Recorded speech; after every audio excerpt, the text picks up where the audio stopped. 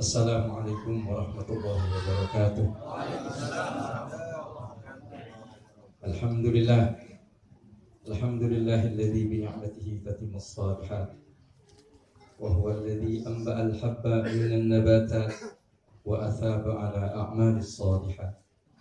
Wa nusalli wa nusallim ala sayyidis sadat Sayyidina wa habibina wa qurrati a'yunina Muhammad qudwatil qadat wa ala alihi wa ashabihi anjumiz zahirat salatan wa salaman daimaini ila yaumil miqat. Amma ba'd. Sadatuna wa ulama'una al-ajilla, para habaib, para alim ulama, para asatidzah, para tokoh-tokoh masyarakat yang alhamdulillah begitu banyak pada malam hari ini hadir bersama kita.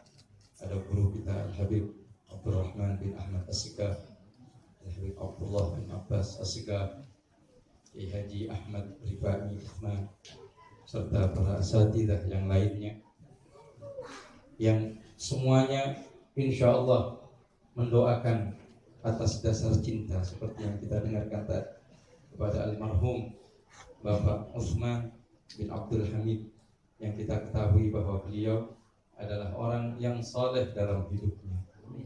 Mudah-mudahan doa-doa kita, doa-doa daripada keluarga besar beliau, anak cucu beliau tidak disia-siakan oleh Allah Subhanahu wa taala dan mengangkat derajat beliau di sisi Allah Subhanahu wa taala.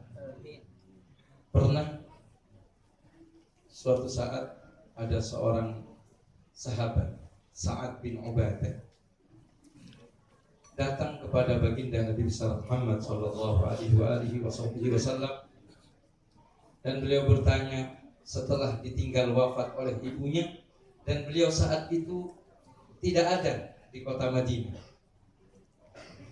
sedang keluar, datang menemui Nabi Muhammad sallallahu alaihi wasallam. Ya Rasulullah,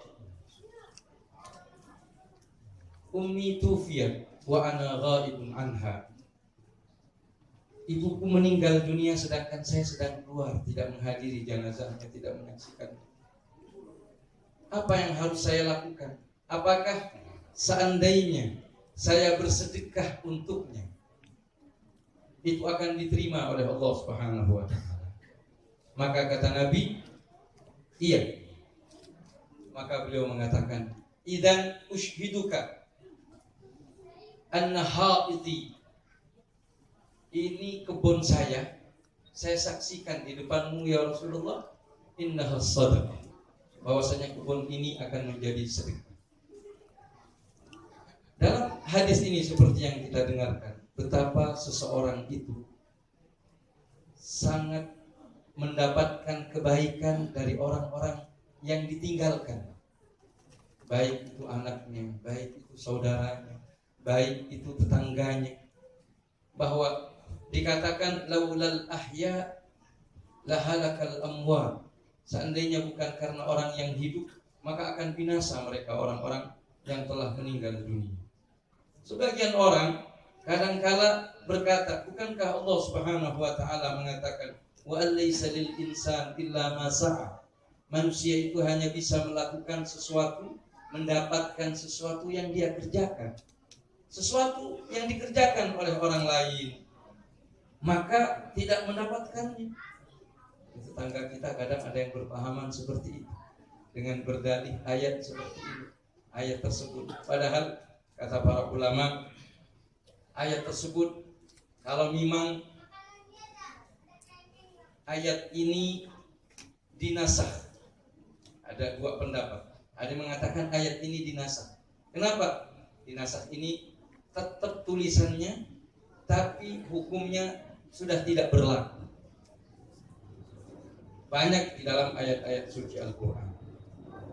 Kenapa? Karena Allah Subhanahu wa ta'ala berfirman di dalam ayat yang lain tentang orang saleh yang diikuti kesalehannya oleh anak keturunan. Allah mengatakan alhaqna bihim dzurriyyah, kami masukkan zuriyahnya meskipun dia tidak beramal seperti amal orang-orang tuanya, akan tetapi karena dia beriman dan mempunyai kesalehan, maka keturunan pun mendapatkan kebaikan daripada orang tua. Padahal dia tidak ikut beramal. Artinya amal orang lain bisa masuk. Apalagi kita saksikan kenapa mesti ada sholat jenazah, kenapa mesti disyariatkan oleh Allah Subhanahu wa taala melalui syariat baginda Nabi besar Muhammad sallallahu alaihi wasallam untuk kita mendoakan di dalam sholat jenazah. Allahumma ighfir lahu warhamhu. Oh, itu bagi keluarganya misalnya. Tidak, fardu kifayah melakukannya. Siapapun wajib melakukannya. Bila mana tidak ada yang melakukan kewajiban tersebut, semuanya berdosa. Dan ini adalah acara yang sangat luar biasa. Barusan Ami Abdullah bin Abbas mengatakan, sudah lama saya tidak baca maulid. Baru hari ini kita melalui perantara Bapak Utsman, yang mudah-mudahan Allah angkat derajat beliau, kembali kita berkumpul. Yang sudah kangen, kata Habib Abdurrahman tadi, baca maulid begitu menyejukkan. Kami teringat firman Allah Subhanahu wa taala yang mengatakan, nahnu nuhyil mauta wa naktubu ma qaddamu. Kami yang menghidupkan orang yang mati, dan kami tulis, kata Allah Subhanahu wa taala, apa yang pernah mereka persembahkan dan asar-asarnya. Apa asar itu? Bekas, kenangan, kebaikan, amal ketika berada di dunia ini. Tadinya kita manusia sama sekali tidak dikenal di muka bumi ini. Hal ata 'alal insan hinum minad dahri lam yakun syai'an madhkura. Bukankah sebelum kita terlahir, jangankan dikenal, nama kita tidak punya.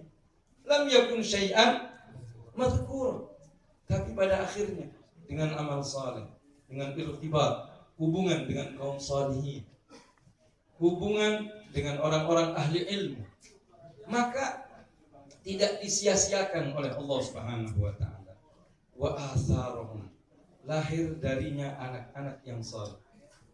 Kita ini semestinya cemburu kepada beliau karena ada kepedulian dari anak-anaknya, ada kepedulian untuk mendoakan orang tuanya, mengundang orang-orang yang pernah kenal dengannya, yang pernah bersilaturahim dengannya. Sayyidina Abu Hurairah pernah meriwayatkan hadis dari Rasulullah sallallahu alaihi wasallam yang diriwayatkan oleh Imam Tabrani, bahwasanya ada seseorang bertanya kepada Nabi, "Ya Rasulullah, apakah mungkin kita melakukan birrul walidain ba'da mautihima, setelah mereka meninggal dunia, berbakti kepada orang tua setelah mereka meninggal dunia?" Kata Nabi, iya, ada. Apa saja? As-salatu alaihima, melakukan berdoa untuk keduanya. Salat ini maknanya adalah doa atau menyolati di saat meninggal dunia. Wal istighfar lahum, dan beristighfar kepada keduanya, memintakan ampun kepada Allah. Dan itu perintah Allah di dalam Al-Quran. Kemudian wa infadu ahdihim, melaksanakan janji-janjinya dan kebiasaan-kebiasaan yang dilakukannya, dihidupkannya kembali. Kemudian diantaranya adalah wassilatu, dan membina hubungan dengan teman-teman.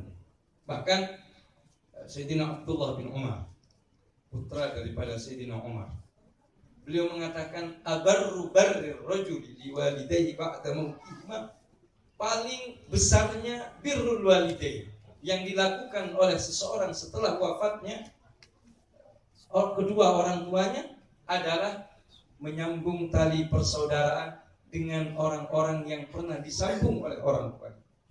Jadi menghidupkan kembali tali silaturahim. Di samping silaturahim itu sangat luar biasa, bagaimana kalau kita melakukannya demi untuk orang tua kita, menghidupkan dan melaksanakan tradisi yang pernah dilakukan serta perjuangan yang dilakukan oleh kedua orang tuanya.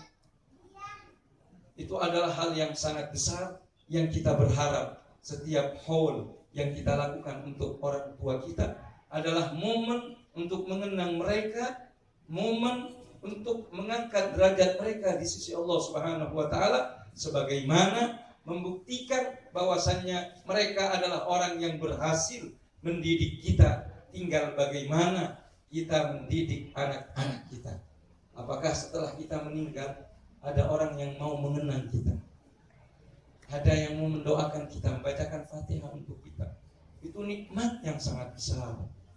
Maka pada malam hari ini, sebagaimana kita yakin bahwasannya almarhum sahibul qaul adalah orang yang birrul walidain, maka tidak heran manakala pada hari ini kita saksikan pada putra putri beliau, handai tolan beliau, mengenangnya meskipun sudah berlalu 1 tahun. Dan alhamdulillah begitu banyak yang hadir, yang mudah-mudahan semuanya menjadi saksi di hadapan Allah Subhanahu wa taala. Seperti yang kita dengarkan dari Habib Abdurrahman tadi, kalau itu adalah sebuah batang, sebuah hal yang sifatnya tidak bernyawa, bagaimana dengan tetangganya, dengan cinta, dengan kesungguhan. Mudah-mudahan Allah angkat derajat beliau, dan Allah jadikan anak-anak kita anak-anak yang saleh dan salihah, yang bisa bermanfaat untuk kita, menjadi investasi abadi untuk kita sepanjang masa. Innahu akramul akramin wa arhamur rahimin. Wa sallallahu ala sayyidina Muhammad wa ala alihi wa sahbihi wasallam. Walhamdulillahirabbil alamin. Kurang lebihnya mohon maaf. Wassalamualaikum warahmatullahi wabarakatuh.